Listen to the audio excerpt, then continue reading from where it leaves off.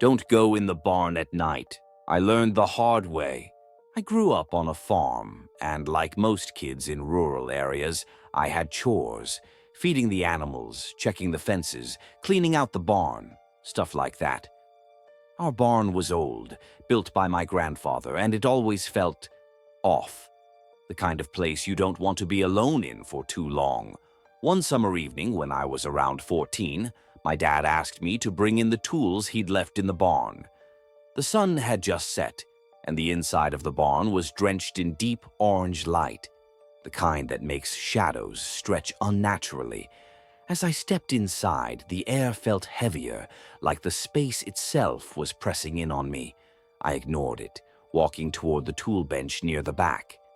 That's when I saw it. A shadow, long and thin, stretched across the barn floor. But there was no one there to cast it. I stopped cold.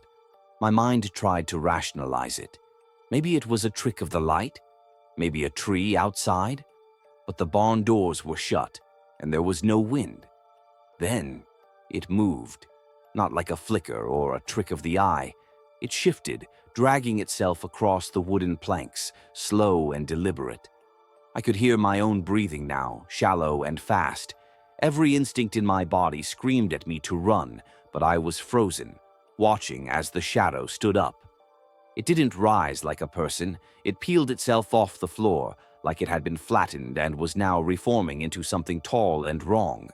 Then, the worst part, it turned toward me. There were no eyes, no features, just a void darker than anything I'd ever seen. But I felt it, staring. The barn suddenly felt suffocating, like the air had been drained out. My legs finally responded, and I bolted for the door, nearly tripping over myself in my panic. I didn't stop running until I reached the house, slamming the door behind me. I told my dad what I saw.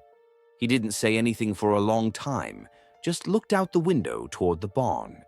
Then, in a low voice, he said, "That's why I never go in there after dark." We never spoke about it again, but from that night on, I refused to step foot in that barn past sunset.